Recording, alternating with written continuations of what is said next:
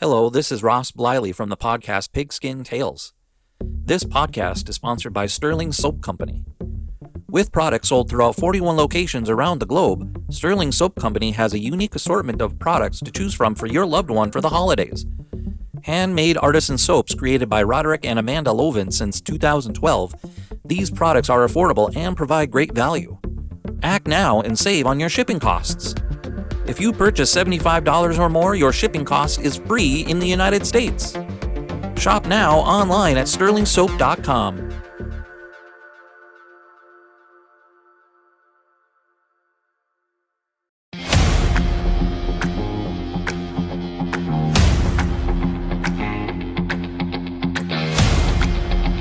It's great to be on, particularly Canton, of all places, and I'm just happy to be on with you two guys. Yeah, well, we're really happy to have you and be able to talk about your life in the game of football and obviously so many other things that you've been involved in. You've had a pretty amazing path of different things that you've been a part of. It's kind of hard to keep track. I'm sure if you ever had to put together a resume, you'd probably give yourself a headache, wouldn't you? Well, I can tell you one thing that is pretty interesting, and how diverse my family was, and the life that I've had, and how damn lucky I am to have this type of life. I have two major collections, George and John, and one is at UMass Amherst, and it takes a look at college and pro football and the Bell family history going all the way back into the 1880s. The other collection is over 500 authors that I've interviewed from around the world in every category, not just sports, but everywhere, including 30 Pulitzer Prize winners and 5 Nobel Prize winners. So it is quite a life. In fact, in the Upton Bell collection at UMass Amherst, they have found letters between my grandmother on my father's side, her father, and Abraham Lincoln, and they are on that website. And that's the Bell family and the Upton family, my mother on the other side. Their history goes all the way back. I don't want to bore you with a lot of details, but a cousin has researched it all the way back to there was an Upton serving in Queen Elizabeth's court. Oh my God! So it's been a crazy life of yes, there's a lot of football in it, but there's also a lot of show business. And I have told people, including people who have called me from Philadelphia, that it is my belief that Frances Upton belongs in the Pro Football Hall of Fame, maybe the first woman, other than the PR side of it. It's my opinion, and it's only my opinion, but the story is this, that basically Bert Bell was in the college football. Of course, he played at Penn, played in the Rose Bowl, and all the different things that happened. But it was Frances Upton, who at the time was a star on Broadway and was actually discovered working in Macy's department store. But it was her that on the road, she saw the Chicago Bears, the Giants, the Packers, many of the great teams. And so she met him at a party in New York, get this, for Charles Lindbergh. And my father met her, and at the time my mother was engaged to Bernard Baruch's son, who was Baruch, of course, was the major advisor to President Roosevelt. She was engaged to him, and my father asked her out, and she said to him, "I don't date drunks." So from then on in, he pursued her. She broke her engagement, and when he wanted to buy the Frankfurt Yellow Jackets out of bankruptcy, she's the one that gave him the money. And if she doesn't give him the money, there's no Philadelphia Eagles, there's no NFL draft, and we wouldn't be doing a show tonight from Canton. So she encouraged them all along, not only gave them the money, but when they were secretly married, and when she came to Philadelphia, she actually went with him to the bankruptcy court, put the money up for it. I think it was $3,500. On the way back, this is how things happen in life, mostly by accident. They were looking up and they saw the Franklin Delano Roosevelt National Recovery Act Eagle, and he said, that's the name of the team. It's the Philadelphia Eagles. So there's a short story of some of the background of both my parents, which was a great life.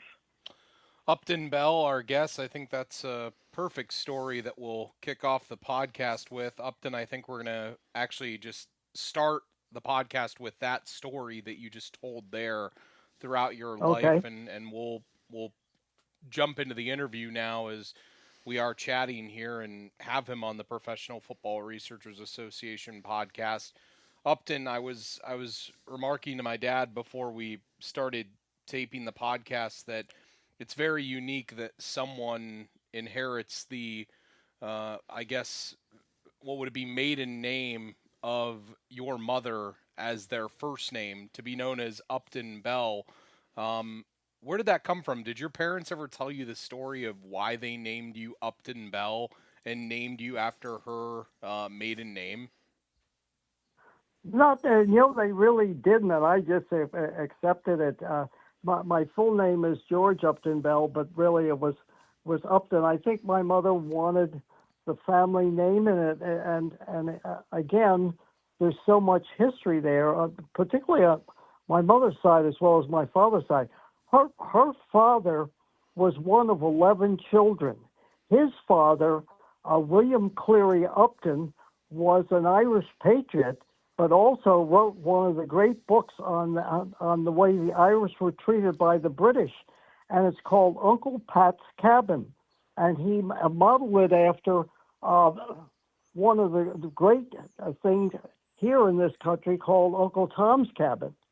And he was thrown out of Ireland because he and a group of Fenians tried to blow up a British police station, came to New York, had 11 children, and Frank Upton, her father, ended up being, because he could speak 7 or 8 languages, he ended up being the chief of detectives of New York City and at that time they weren't hiring any Irish, but because he could speak 6, 7, 8 languages, they would send him in undercover to what they called at the time the Black Hand, which later became the Mafia. Well, Upton, I want to cut you off. Didn't he apprehend Francesco Sciarafici, who was actually like a big member of the Black Hand at that time? That's correct. Tell us about that. Well, he actually is. I said, and it's funny because my mother would tell me stories about growing up that their father, her father, Frank Upton, would come. He would be gone for 2 weeks in disguise and would come home, late at night and scare the hell out of them because they hadn't seen him in 2 weeks, and he came in different costumes, whether he dressed down as as an Italian or went into the Irish section or the German section, you name it, and that's what he did, and helped them apprehend a lot of people. He's lucky he wasn't killed. And ironically, what happened to him too, that he decided at the age of 30-something to volunteer for the First World War, and actually went off to war and was captured and put into a German concentration camp. And the only way that he survived was because he could speak all the languages and did the interpretation for the Germans. So when they got Italians or British or wherever they got, he was the guy that did it. That's the only reason that he survived those camps, and nobody ever knew until the names were revealed of people returning from the First World War, that her father had survived it.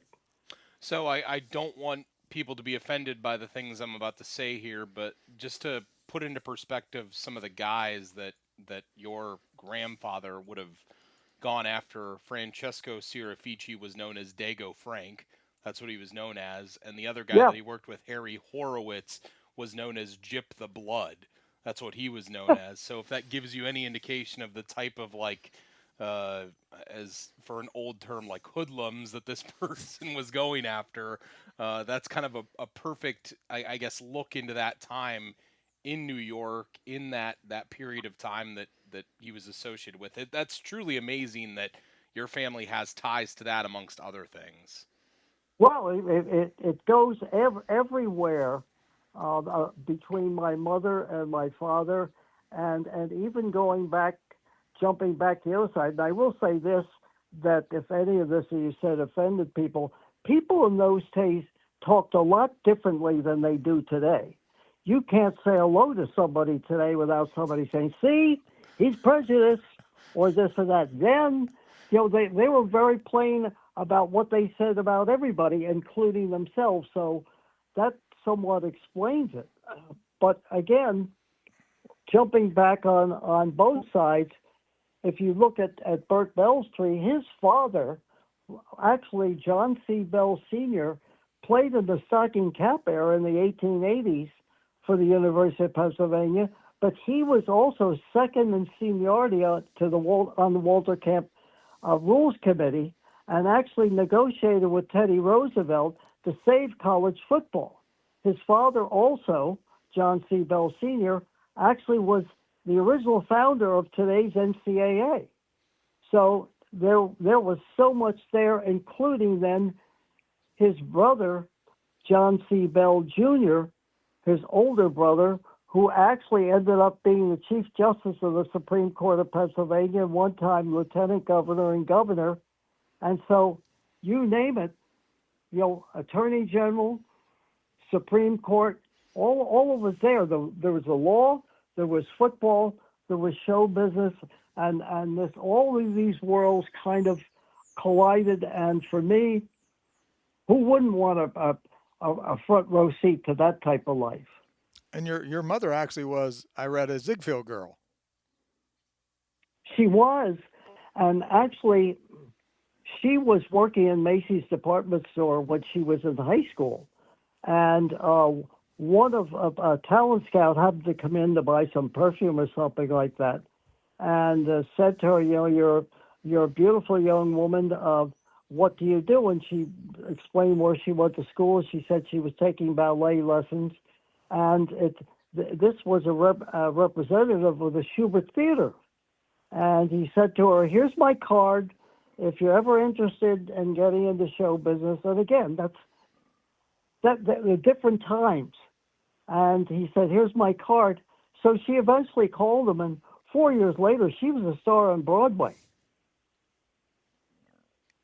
It's just amazing. Well, and that I was reading here, and I don't know how much was said to you, but according to Wikipedia, if you will, it says that Julian Mitchell was the American theater director, and he's best remembered for The Wizard of Oz, which he put on the stage in 1902 before it actually became a movie years later starring Judy Garland, which is just kind of like crazy in and of itself. Upton, do you ever have those moments in your life where you kind of just sit and I was joking with my dad here as we're recording this, and I wrote on a piece of paper that you're like the first person we've ever had on a podcast that's been able to tie themselves to Charles Lindbergh and Abraham Lincoln in the same answer. I mean, do you ever think about how deep that lineage, that tree, that web goes out for the people that your life and others around you have touched? Well, I think about it, but again, because I was in the middle of everything as a second child, it actually, to me, was great in growing up, not only in that era, but still even through to today, seeing all the changes in the world and how things work. But I don't really sit and dwell on it, because when you kind of live that and understand that, and that's part of these two collections, is that I'm neither in awe of it. I certainly love, I can tell you I was around more characters growing up. I was around gangsters. I was around presidents. I was around congressmen. I was around show business people. so I just thought growing up, that's the way it is. Now, of course, it isn't the way life really is for maybe a lot of people. But for me, and again, I want to point out, I was never spoiled by my parents. I was never, said, well, this kid, he can do this and he can do that. That wasn't the way I was brought up. I was brought up where, and it's interesting just watching all of the stuff on the Pope that just died, Pope Francis. He was very much of the people. Bert Bell was very much of the people. Francis Upton was very much of the people. No matter how big a star either one of them was, they were really grounded in, if you were walking down the street, everybody in Philadelphia or even going to New York, everybody knew who Bert Bell was. Everybody knew who Francis Upton was. But they would stop and they talk to people and have a laugh and just really discuss whatever was on people's minds. And I saw that and I said to myself, I don't care how far I go in life. I never want to lose that touch with people because that's what I learned. Upton, before we get into your career, just talking about your father, as a owner, as a coach, and eventually as commissioner, in looking at your father's record, I think a lot of people talk about, Pete Rozelle, but I have to say the thing that impresses me about your father is how his legacy to me, and I wanted you to sort of address this, was I feel like he brought the league, the NFL, into its modern era with a lot of the things that he pioneered. I think one of the most impressive things to me that you sort of outline is how he used to handle the scheduling of the league. And if you can go into that, that just fascinated me. Well, first let me say that, and it's interesting that you're in Canton and the Hall of Fame is there because, and this is not an exaggeration, and people might take it as one, but please don't, because if Bert Bell doesn't found the Eagles, if Bert Bell doesn't go to the owners and say to them in 1935, my team, and I'm paraphrasing, stinks, and the other teams are like that, and if the Bears and the Giants and even the Packers at that time and Washington, if they continue to win and dominate it, there won't be any league to play in.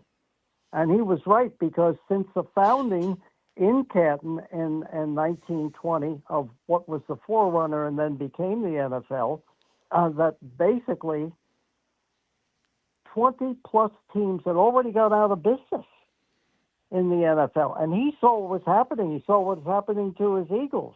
I mean, he couldn't afford anything. And there were a lot of other teams. His partner later on in life, Art Rooney, same with the Steelers, same with many of the places that were going under or were going to go under. And he went to the owners and he said, listen, and I'm again paraphrasing, he said, my team has never been able to hold up their end. Let me propose a draft, and with teams drafting in the inverse order of their record. And in the beginning, George Halas, who really kind of ran the league at that time, kind of was against it. But then Tim Mara, the owner of the Giants, actually said, you know what? If Bell says it's right, let's do it. If it's good for football, let's do it. If Bert Bell doesn't do that and pushes it through, we wouldn't be talking tonight. We would not be talking about the NFL. We'd not be talking about the Hall of Fame, any of it. He insisted upon it. And then to follow up the following year, and it was, I describe it to people as like the birth of Jesus, except nobody showed up. They had the draft in Philadelphia at his father's hotel, who, by the way, wouldn't give him a nickel for the Eagles, and said to him, Bert, I'm into college football. I don't think the NFL will ever make it. I love you. I've let you hundreds of thousands of dollars, but not a nickel for the Philadelphia Eagles. But his father, said, won't cost anybody anything. Nobody had any money. And they had the first draft at his father's hotel, the Ritz-Carlton. Not one member of the media showed up. They didn't have any scouting reports talking about the big draft in two more nights. Nobody had any scouting reports. They had the Street and Smith magazine and calls out to maybe some coaches. And yet, I will say then, as I will say today, it is still with everything. Computers, IQ tests, everything, the tryouts, the pro days, it's still a crapshoot. And it was then, and I'll give you the example. In the first draft, I think 3 out of the first 7 or 8 picks are in the Hall of Fame. Now, they had nothing to pick from. They didn't have any great scouting reports. And the other guy, I think the fourth guy, was Bear Bryant, who decided not to play pro football and was a terrific prospect, by the way. And yet, of course, he goes on to immortality at Texas A&M and then at Alabama.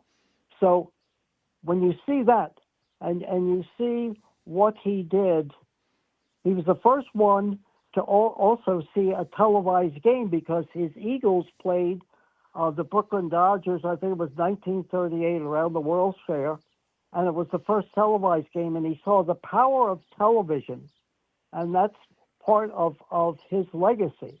It was not only the draft and the founding of it, it was really the use of television to popularize the NFL, but then the schedule, and that's another example. The great comment, which my brother actually made sure that the family owned it. Bert Bell made up the schedule. The owner said, you know what, we don't want to screw around with this every year, Bert. You go make it up.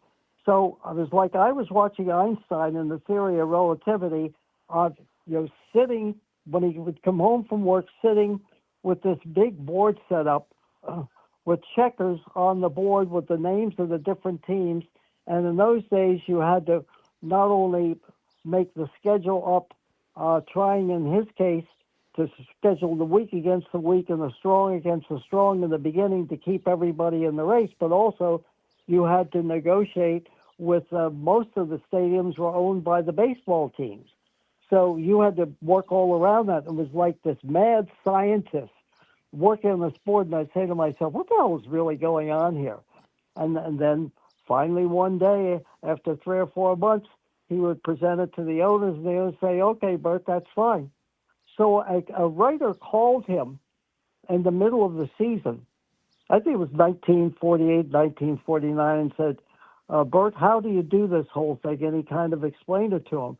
And he said, what I really wanted here was to make sure that by the middle of the season, and in those days there were only 12 games, that in the middle of the season, that everybody would kind of be tied. So he said, his immortal words, on any given Sunday, he said to the writer, any team can beat any other team. And of course, that, like his draft, is still around today. Yeah, you mentioned that NFL draft. The first player taken in 1936 was Jay Berwanger, who actually was the first Heisman Trophy winner. He actually never, right, by my notice here, he never actually played a down of NFL football. He ended up taking a job at a rubber factory, from what I read, which is just a... Well, he did. And the story behind that is everybody knew that he wasn't going to sign with Bert Bell because Bert Bell had no money. So what my father did is he traded him to Hallis and the Bears.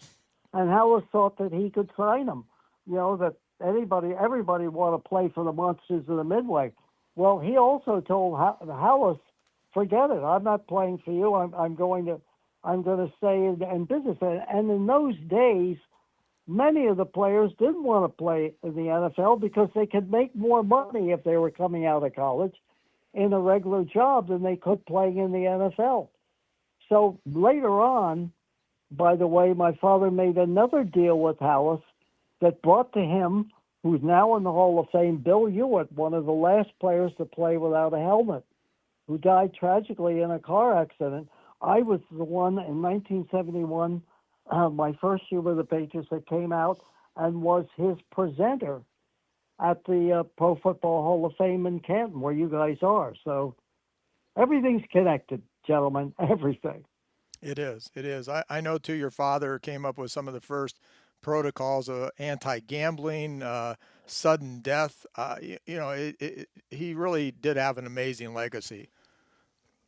Well, it's also interesting on that because I am so, and I made it known, and it has nothing to do with knocking the NFL. I think the worst thing that has happened to all sports is getting in bed with gambling. I know it's a lot of money, and I understand why they're all doing it. ESPN's doing it like mad. I just get tired of listening to them just keep, promoting this whole thing.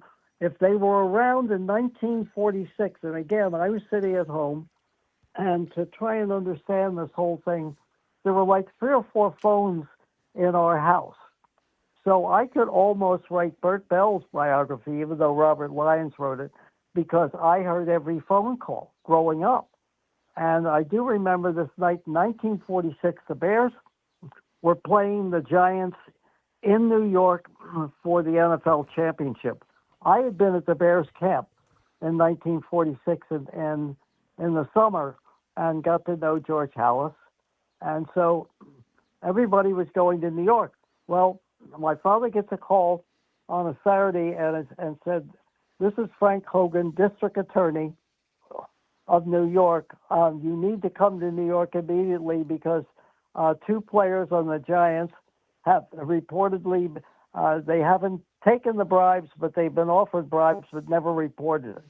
So my father gets on the train. He was going to go a day earlier, gets on the train, goes to New York, and they're there with the district attorney, I believe the mayor, and he called the 2 players, and the 2 players came in, and he suspended one for life, Merrill Hapes, and the other one, Frank Filchak, who was the quarterback of the Giants. He said, "You can play in the game only because it was such a key position." And Filchak played in the game, played pretty well, but then after that, he suspended him, sent him to Canada. But what came out of that was, again, this is another Bert Bell innovation. Davey O'Brien, who was his quarterback, who he drafted, who was the Heisman Trophy winner out of TCU. Bert Bell, he played for my father and then eventually left and said he was going to join the FBI, which he did and became the most famous pistol shot in America with the FBI. He called him and had him talk to J. Edgar Hoover. My father set up, which is the surveillance you see in the NFL today. He said, "I want ex-FBI men, Davey, in each one of the NFL cities to follow all of the leads on gambling, who the players talk to, who the gamblers are." And so he was the first to set this whole thing up so that they could protect pro football. And, I mean, he was dead set against gambling. He said, sooner or later, and I'm saying this even today, sooner or later, I don't care if you're making millions, somebody's going to get caught. 4 or 5 already have. And I just think it's a bad look. The NFL is the biggest sport, the second biggest sport in the world to soccer. They don't need this. And yet that's what happens. And there have already been a few, but there's going to be a major one. And I'll tell you what, it's not going to be good. Yeah, I agree with you, Upton. I just thought it was ironic when the league, started going in that direction, given, the history. You mentioned the 46 scandal and, obviously, 62 with Horning and Karras. And I'll get into one of the things I want to talk to you about a little later here is also, and we talked about it in an email chain about Carol Rosenblum. But I didn't understand when the league, who has been so anti that, all of a sudden now is doing some of the things that they're doing. It just doesn't follow. So it's money. That's all it is. Yeah, that's it. That's the bottom line. What's happened to this? And I understand in the natural progression of life in sports is you've gone from the owner, the NFL owner, good or bad, that also had some feeling about the game. That, they were sportsmen. They weren't guys looking to get on TV all the time or be the whole show. And there were bad guys in that group too. But what you have today is you can't afford to own a team unless you're a billionaire. Yeah. Now, if you're a billionaire, that doesn't say you can't be a sportsman. But look at every major decision that's being made today. It's being made by people who are looking to make more and more money, and that's fine. But what point does it get where I can no longer watch games? I have 3 TV sets. I can watch everything. But you can no longer watch a game on free TV because you're going to begin to pay more and more. It's going to be Thanksgiving. It's going to be Christmas on Netflix. It's going to be less over air and more streaming channels, and you're going to have to pay for it. And I'm saying to myself, the NFL is the richest in the world. Why do we need to do this? Yeah. But that's where we're going. Yeah. Upton, I want to fast forward in your career to a point that I don't know that many people talk to you about, and that's your time with the Charlotte Hornets, which were actually part of the World Football League at that point, and you were co-owners with Arnold Palmer at that point. And I'm a huge golf fan. My dad's a huge golf fan. We have been our whole lives. What was it like working with Mr. Palmer, and what are some of your fondest memories of working with Arnie? I got many memories, and some of them are not so good, but that's the gamble you take in life. First of all, let me just say, people always ask me, why would I go from the NFL? Why would I want to go into a league that was kind of iffy to begin with? And I said, well, one of the reasons that I did do it, I said I went into it with my eyes open. First of all, I said I want to be an owner. I understand from my experiences with the Patriots and with the NFL and what it was becoming that there's no longer, Upton Bell is not going to be able to ever afford to own a franchise. I came very, very close in trying to rebuy the Philadelphia Eagles when Jerry Woolman got in trouble. And through the backing of my uncle and a group of partners, we almost pulled it off. But what I saw was I wanted the ability, because I grew up learning what it was like to be an owner, a commissioner, what I thought was right and wrong. And I thought, okay, I'm going to take a flyer on this. I'm going to probably put some of my own money, whatever I had, into it. But I had been scouting Charlotte for years. When I was with the Colts as the personnel director, I was always traveling in different parts of the South and all over the country. But I saw that Charlotte, before Atlanta, I thought this is the place that, kind of Atlanta, New Orleans, and Charlotte in the middle. So I went to Charlotte. I actually took the New York Stars and brought them to Charlotte. And I was looking for investors to begin with, and a group of people there who were really happy to have pro football there, even if it was not the NFL, said, you really need to talk to Arnold Palmer. So he had the biggest Cadillac agency in North Carolina at that time, and he had a big agency in Charlotte. So I went to meet with him, and I had been around golfers. My father actually played a lot of golf before he became a commissioner. And I could see I hit it off right away. And Palmer said, number one, he said, I'm doing, I want to go to football games. I want to go, I don't want to be announced. I don't want to be picked out in the crowd or anything like that. I just want to sit there with my salespeople. Here, I'll give you a certain amount of thousands of dollars. And he did. And that was kind of the beginning. The minute that people saw that, then other investors came in to the league. He was wonderful because he was kind of like the old-time owners. They put their money up. He wanted to go to the games, but he said, I'm not telling you how to run your team. And he never did. Now, the other interesting part of this, and there's so many stories, crazy and otherwise, about the World Football League and my ownership for almost 2 years in Charlotte, was that basically there were other people. Ted Turner owned one of the stations, the TV stations, WRET in Charlotte. And so I get a call one day. And I'll tell you, it was one of the wildest times I've ever had, among many wild times.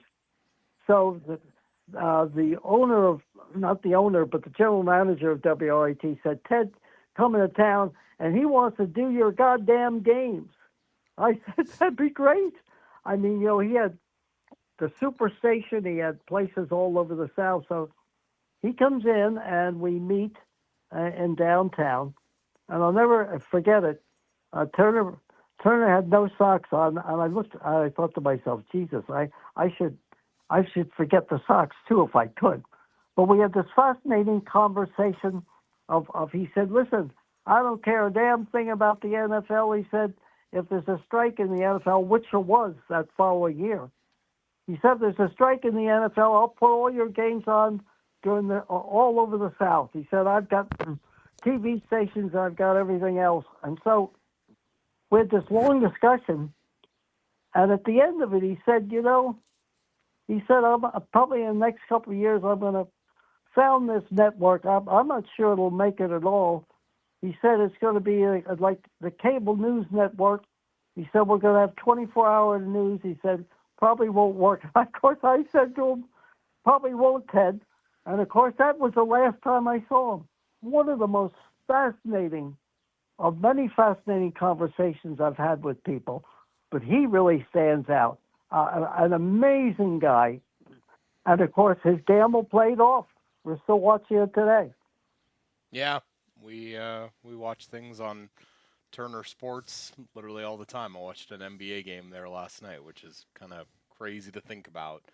In that and by the way, I'll remind everybody because I love movies. My mother made 2 movies in Hollywood, but Turner Classic Movies is as good as anything.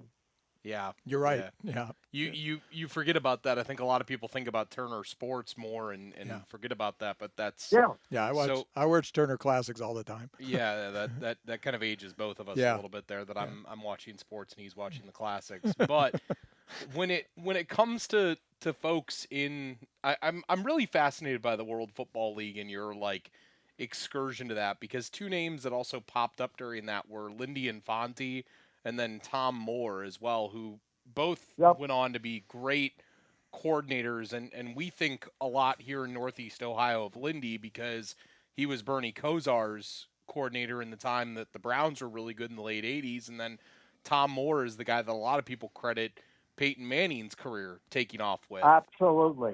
Absolutely. What did you see in those 2 guys, Upton? Well, first of all, I hired Bob Gibson, who, if it wasn't for him calling that infamous play where Larry Zonka fumbled instead of having a quarterback sneak in New York, he would have eventually been, he and John McVay would have been the head coach there of the Giants. I hired Bob Gibson, and then we hired Tom Moore. Well, Tom Moore came down with the New York Stars, and we had Lindy Infante. Every coach that I hired went on to either be a head coach or coordinator in the NFL. The minute it got fired, the minute that the league went down, I said, these guys are all going to get jobs. And ironically, when Lindy ended up in Green Bay, and of course it wasn't a good time in Green Bay for him, but absolutely an offensive genius, I went to interview him the year that he got the job, or it was the second year. And we had a long talk. And I always felt like he's not only a great guy, but a terrific coach. But every one of my coaches ended up in the NFL, and half my players did.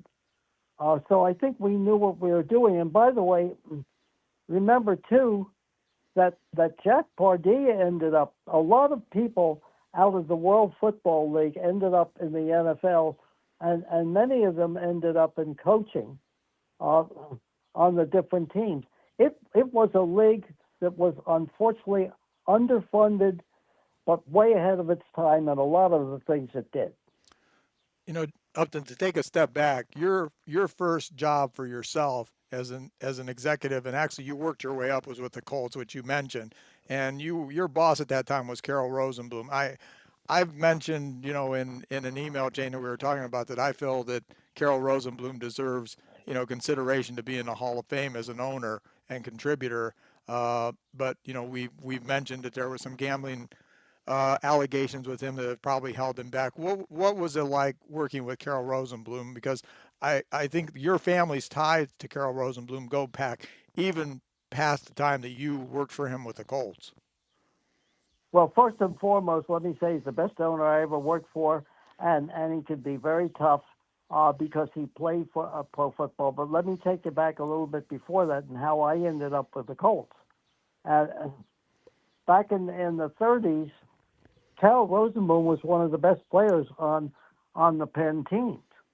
And my father was an assistant coach there. And I believe John Heisman of the Heisman Trophy was all there at the same time.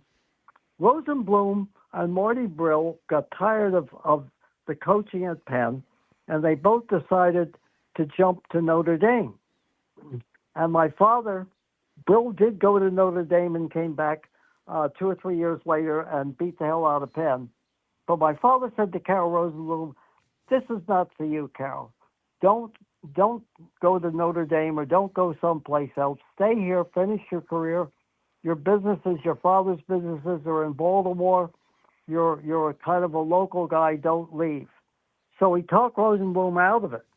Now, when it came time to bring the Colts back to Baltimore, because they had actually failed the first time around when they had the merger between the All-America Conference and the NFL. Of course, my father had affected the merger.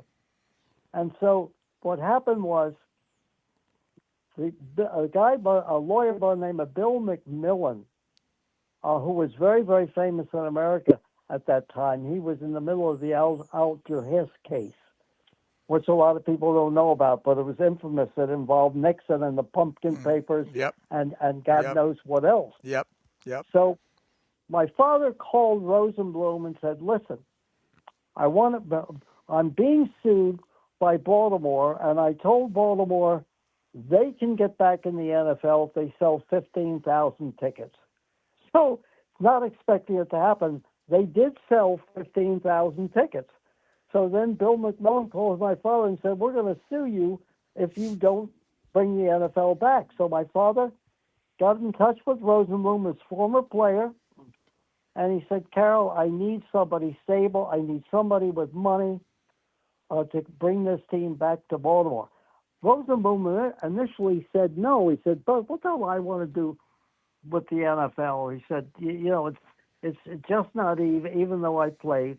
And he said, "I don't want to put a lot of money in it." And of course, for $15,000, it was the greatest investment that Rosenblum ever had. And of course, my father finally talked him in to doing it. And then, of course, we had the 58 and 59 championships. And by the way, that's another thing at Bert Bell, and you had talked about it earlier, that Bert Bell went the 58 championship game. I was there and saw it all unfold. And I remember after the game, my father, who had invented that, he was kind of in tears outside the Colt locker room. Raymond Berry was telling me years later, and actually wrote it in his book. But that whole situation, when Rosenblum took over, settled everything down, they won in 58 and 59. I was there all through the 60s till 70. We and Green Bay fought it out each year. Green Bay won, 5 out of 7. But we had our chances and finally won the Super Bowl again. But looking at the whole thing, look at Rosenblum. Rosenblum, Don Shula, Weeb Eubank, both in the Hall of Fame. 3-4 general managers, myself, Harry Humes, George Young, who was my assistant, ended up going to the Giants and is now in the Hall of Fame. He knew football. He knew how to hire people. He did everything right. His biggest problem was, of course, he loved to gamble. I mean, and what happened to him was that there was a league meeting, and I believe that Art Rooney really saved his ownership because Rosenblum, the owners, there were too many rumors, too many things going on, and of course the NFL was different at that time. They wanted nothing to do with gambling. And there was a league meeting, and they were going to throw Rosenblum out. And Rosenblum said, "I swear on my father's grave, I did not do this." And Art Rooney said, "I'm going to hold you to that." So Rooney was the deciding vote, and Carroll ended up staying in the league. I never understood why a guy this brilliant, who had all of these not only great players, general managers, you name it, coaches, understood the game as well as anybody, why his weakness was that he liked to gamble on the games, and that's the only reason he's not in the Hall of Fame, because you can take every owner that you have in there now, and some of them, like Eddie DeBartolo, don't belong in the Hall of Fame. I'm sorry, that's my opinion. And there are other people that are questionable. The most talented, brilliant owner was Carroll Rosenblum, but he'll never get in.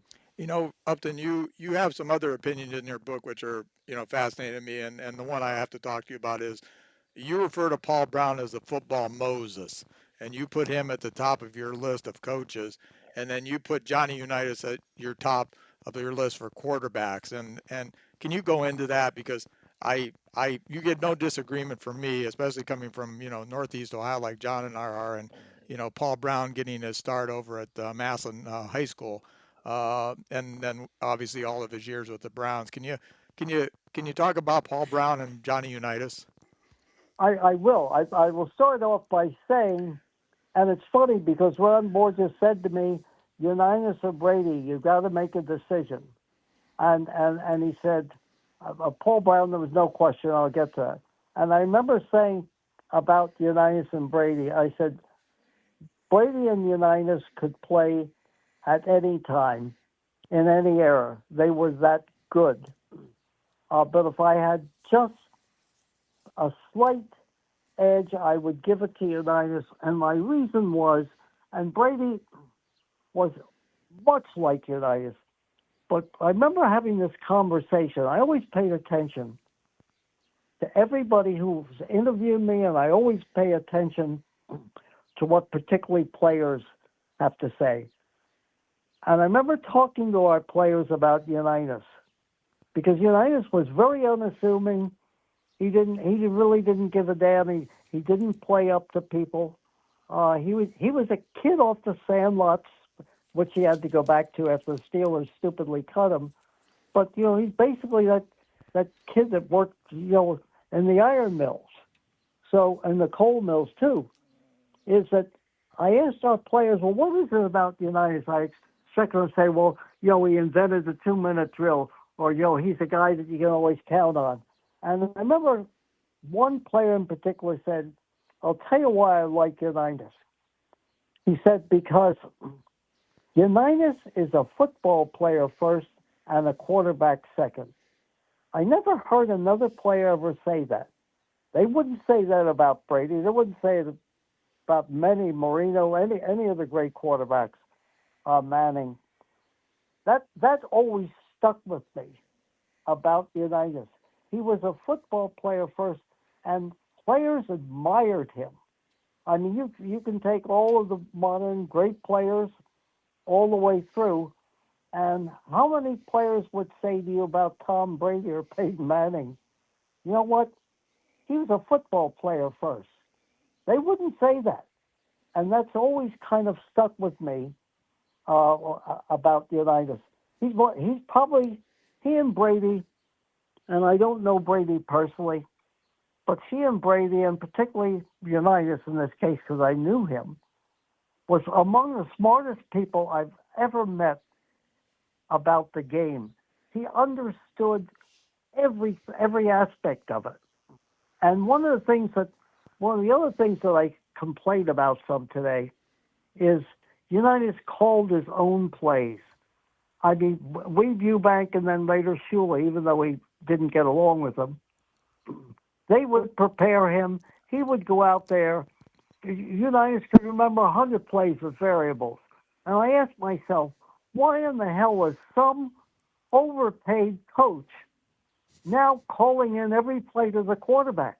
Why can't they think for themselves? I mean, I know that the defenses are more complex today. I understand all of that about it. But how many people do you think really call Peyton Manning's plays? I bet not a lot. In Brady's case, he had, different coaches, Josh McDaniels being one of them. But do you think Brady couldn't call his own plays? I mean, it's something that is bothersome to me is these kids today, from college, even high school, all the way through the pros, they're not smart enough to call their own plays? I don't believe that. I think that you can call in certain plays or see certain defenses, but every play, and that's the thing that I saw about Unitas and Unitas and those quarterbacks. Yeah, you were going to say.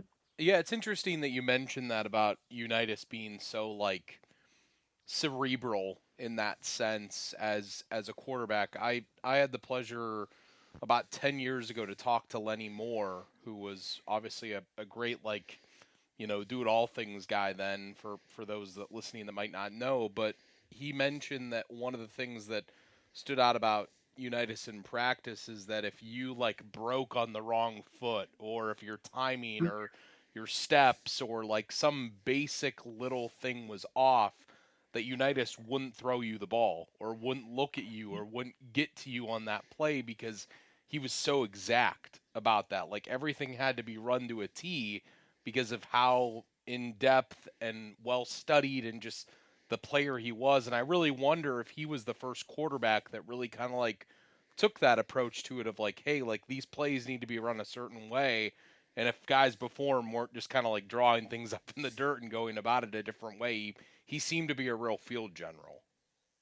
Well, it's no, that he just really, there were certain people, particularly in the game of football, that I really believe, no matter what you want to say about any player, it takes a semi-genius to learn. I mean, even in those days, in the 60s, if you looked at a playbook in those days, it's 200 or 300 pages. You've got to memorize that. You've got to know when to do and when not to do. Unitas was just so far ahead of every person and understood everything. And the other thing is, I remember talking to Tom Matte about this.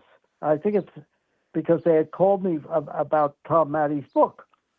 And Matte said, Unitas will let you know if you dropped the ball in practice, whatever you did, if you did that again 2 times in a row, you ain't getting the ball anymore. And that's who he was. In fact, one of the things I talked about in my book was he and Shula didn't get along. They're both at loggerheads. But one time, which was rare, Shula sent in a play, and it ended up being a interception. So Unitas comes out of the game right in front of the whole team and says to Shula, next time you call a goddamn play like that, don't send it in. And everybody, I was on the sideline, everybody saw it. I mean, can you imagine saying that today to any of these people? Say to the coach, don't call that goddamn play ever again. Yeah, but that's who he was. Yeah, it's a lot different now. I mean, the locker rooms are very very different. It's and that's one of the things, and I know we do want you to talk about Paul Brown here as well, and we'll get to that, but you bring me to a point that I want to ask you is, what do you think if your dad walked into an NFL locker room today, Upton Bell, what do you think he would say? Well, let me say, said many things about Bert Bell, but I think the one thing is that he was so good at acclimating himself to any time, any day, and I think even to any type of era, because basically he was always forward thinking. He was always thinking way, way ahead.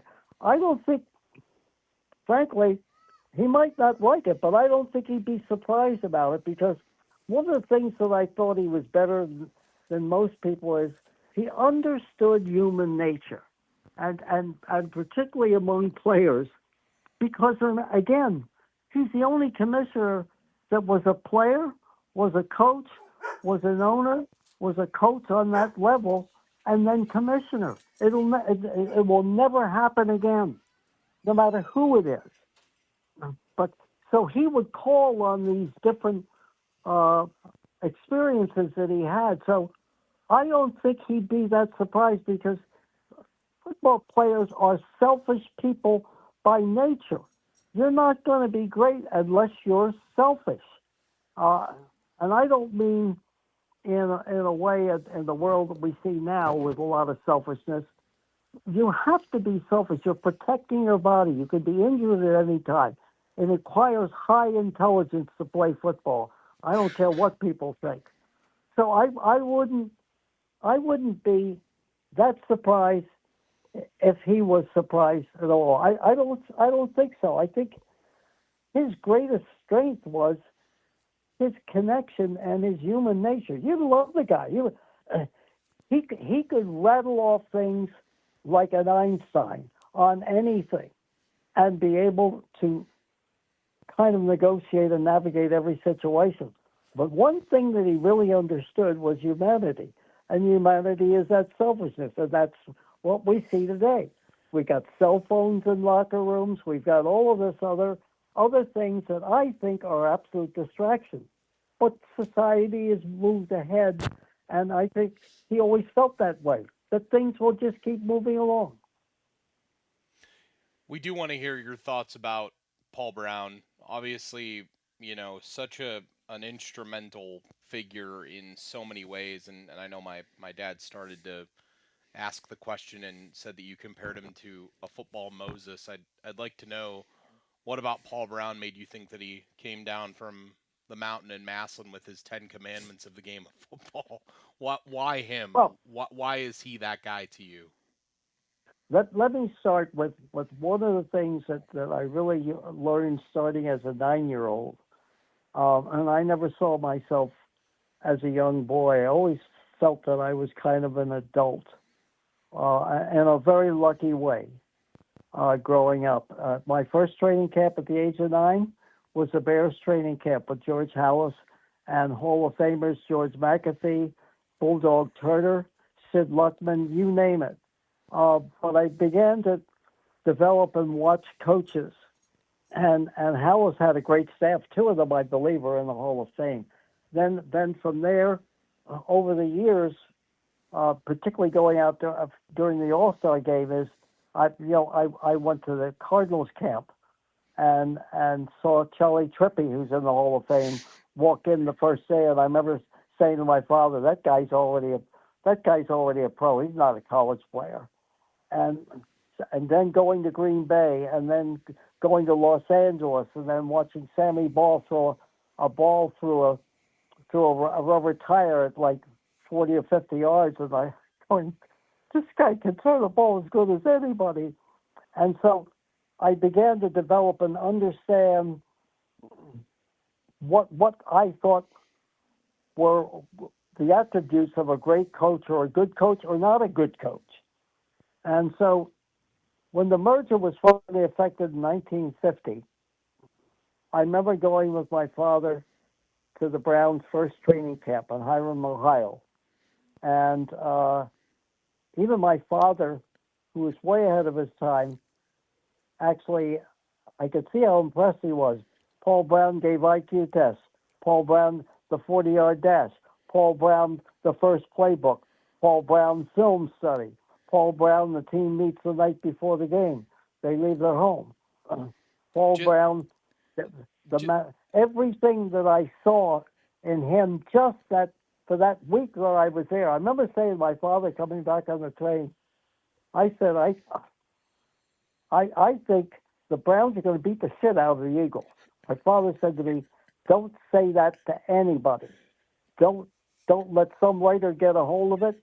You know that that would be death," because he was promoting. This is the first the Eagles have won the championship, the NFL championship. The Browns were coming over from the AFC, and the game was moved to Municipal Stadium. It was the Battle of the Champions, and of course I was right. They beat the hell out of them, and a lot of people were shocked by it.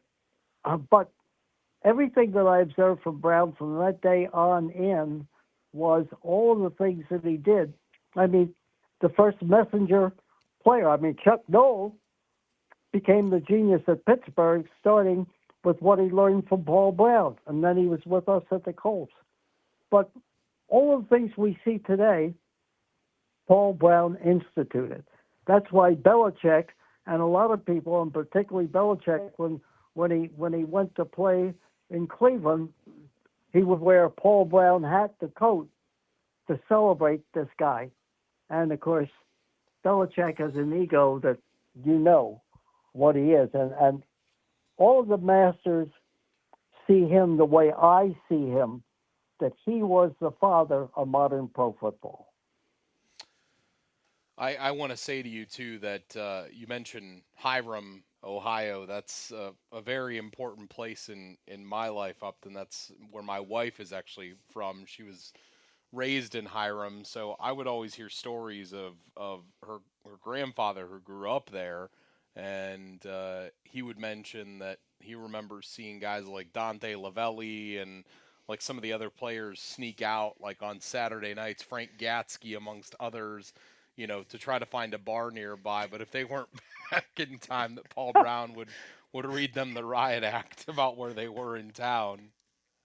Well, that was it. Now, remember, too, the other thing that Brown did, speaking about breaking the color line, is that Paul Brown had Marion Motley. He had so many great Len Ford. Bill Willis. People used to call Len Ford the hangman. You never better come through because you're going to get hung by Len Ford. Bill Willis. All of the great young black players that were introduced to the NFL through Paul Brown. And one of the things that my father understood in 1945, when he became commissioner in 46, he let the Cleveland Rams, who were there before and won the championship in 45, go to L.A. Why did he do it? Because he knew that if they went to L.A., they were not going to play in the Coliseum unless they had African-American players. So he let them go, fully knowing what happened, because he wanted the league reintegrated again. And what happened to it, nobody totally understood. I watched that day that Kenny Washington and Woody Strode, who went on to become a great actor in Hollywood, run onto the field. And I knew right away that whether I was 9 or 10 years old, I knew right away, I said, times are going to change.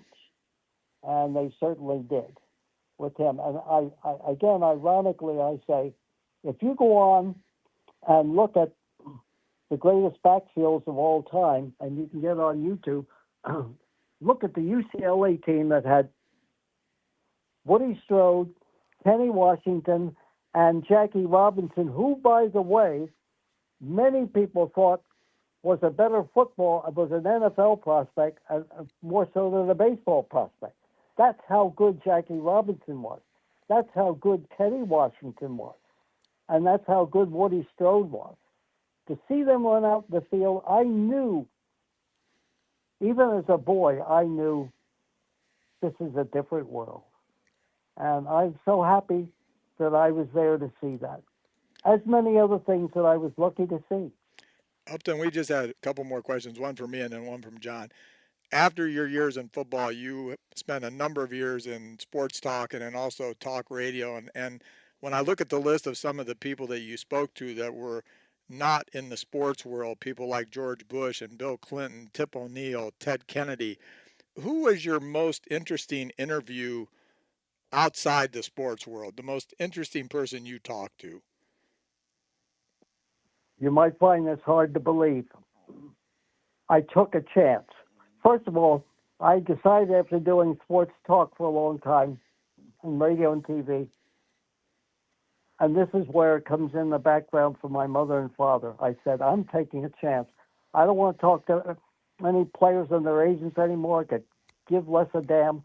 I want to go and speak to the real people in the world. So I actually left Boston and went out to Worcester and started a program out there of interviewing people from all over the world. And you're right, I got a chance to go to the White House. And I had been there before when my father presented Harry Truman with a gold football pass. But I went back to interview the president, George Herbert Walker Bush, just before Desert Storm. But the one person, and there's so many great ones that I really talked to and just fascinated me, nothing to do with sports. I took a chance one day. I said to my producer, see if you can find the second greatest genius to Albert Einstein, Stephen Hawking. So somehow we got lucky. Hawking was in Britain at the time, and I got Stephen Hawking on. Now, you're talking to a person who's talking to you through a computer, but I could feel his puckishness. I could feel his humanity. I could feel his great sense of humor. This is a guy that's stuck in a chair forever, and a life not of his making, but invented and understood the meaning of black holes. He did all these things, and I thought, what a really interesting, funny guy.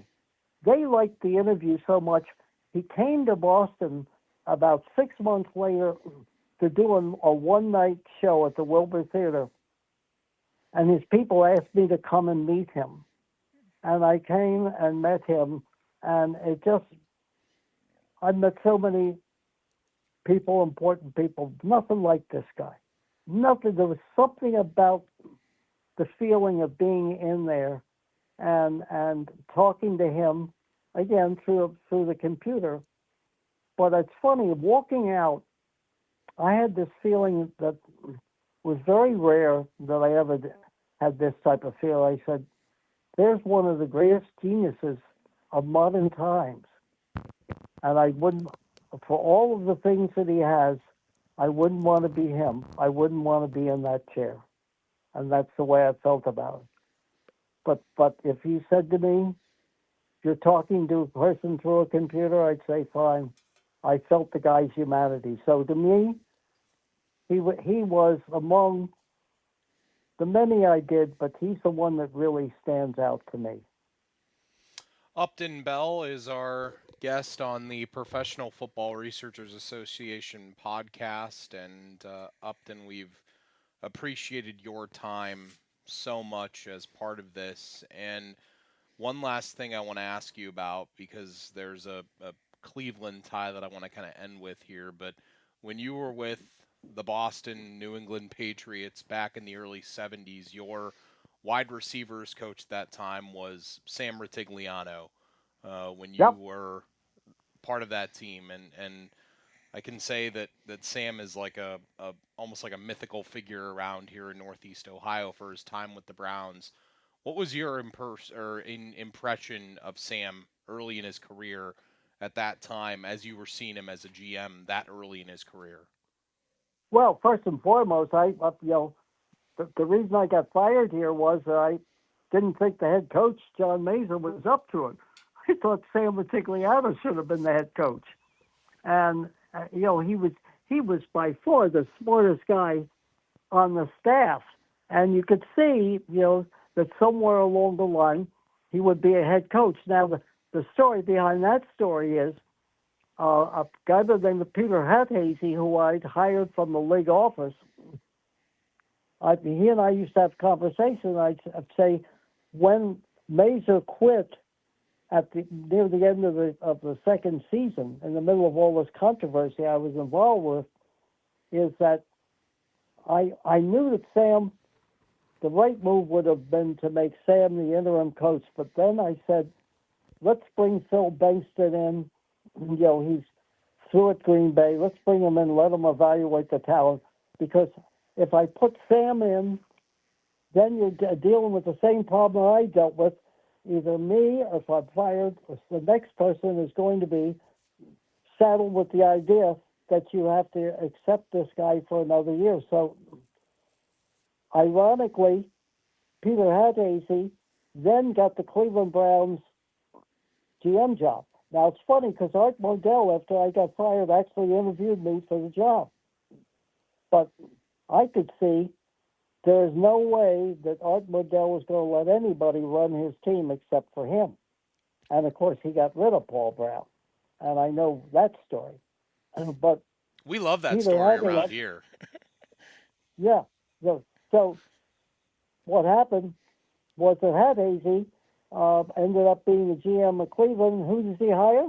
The guy that he and I always talked about, Sam Matigliano. And then after Hadasey left, Ernie Accorsi, I still stay in touch with, good friend of mine, came in and he felt that it didn't work with he and Sam. And then he hired Bill Belichick. So Sam really was a bright person. Is he still alive? Not sure if Sam is still with us or not. I know his health was. I can tell you here in a second. Now, well, yeah, I think he is still around. He would be 92 if he was still Wow. around. I want to get that to you correctly here as we're talking, but I'm pretty sure he's still around. Yeah, 93 years old, Sam Matigliano. Wow. Born in 1931. Yeah, every once in a while he still appears on some local sports talk shows. Every once in a while he'll appear on a local talk show and just talk about the Browns and his time, and he's always a great interview when he comes on. Terrific. Yeah. Terrific. And Upton, I got to agree with one other thing in your book, and this might be the last thing we talk about. You talk about a little bit of everything in one of your last chapters. It's sort of like just a view on a number of things, which I enjoyed reading. But you mentioned you mentioned one of your favorite bars in New York is PJ Clark's, and I got to tell you, every time I go to New York, I go to PJ's. So I have to tell you, I agree with you. Well, let me just quickly tell you that before I did that, one of my father's closest friends was Toots Shore, who had the biggest bar in New York at one time, was considered one of the best restaurants and places in New York to go to. Yeah. Toots Shore at one time was the bouncer at the hotel that my father's father owned.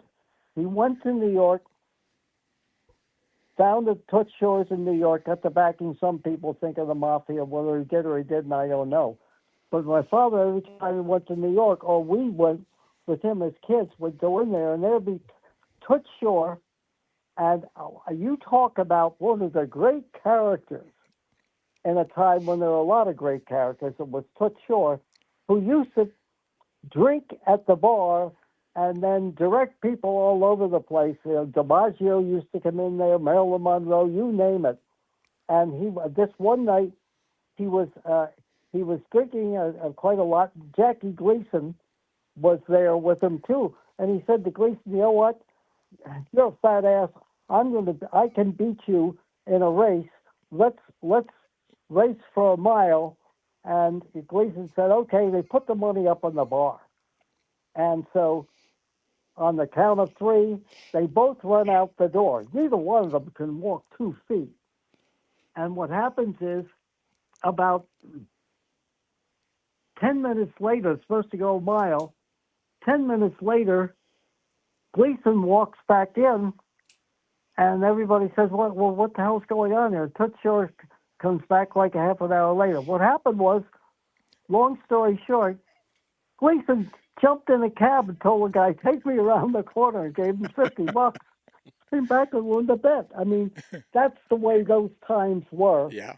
And you're not going to see that again. That's okay. But crazy things, gentlemen. Yep. Upton Bell, I want to give you the chance here. I know we've got your book here, and there's at the top of it, Peter King gives you a nice write-up. Bob Ryan, who I think is one of the utmost sports writers in all of the land. I think he might be the best that's around right now. Ernie Accorsi, gives you some nice words on here as well. Tell people how they can buy your book and where they can get it and what they can expect from it. Well, believe it or not, it's been out for more than 5 years. It's been out almost 8 years now. Just go on Amazon and you can get it. That's fine. I mean, I'm not pushing the book. If you want to buy it. You'll be able to see the history of the NFL. But I'd also recommend this other book on my father's life called On Any Given Sunday by Bob Lyons of the Associated Press.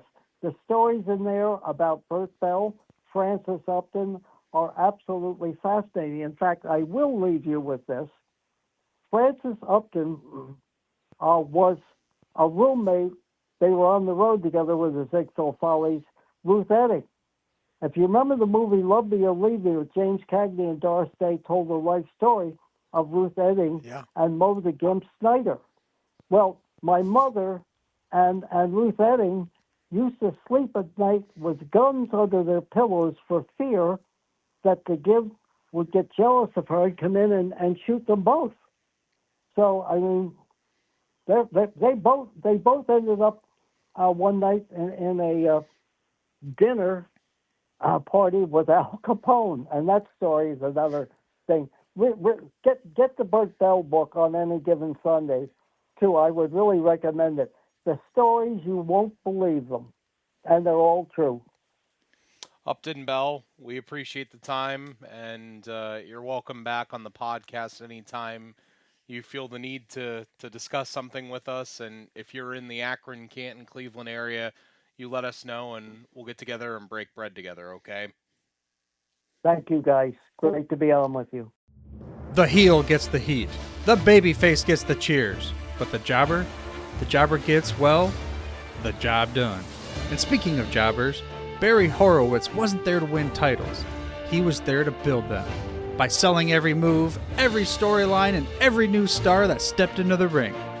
He was the secret sauce.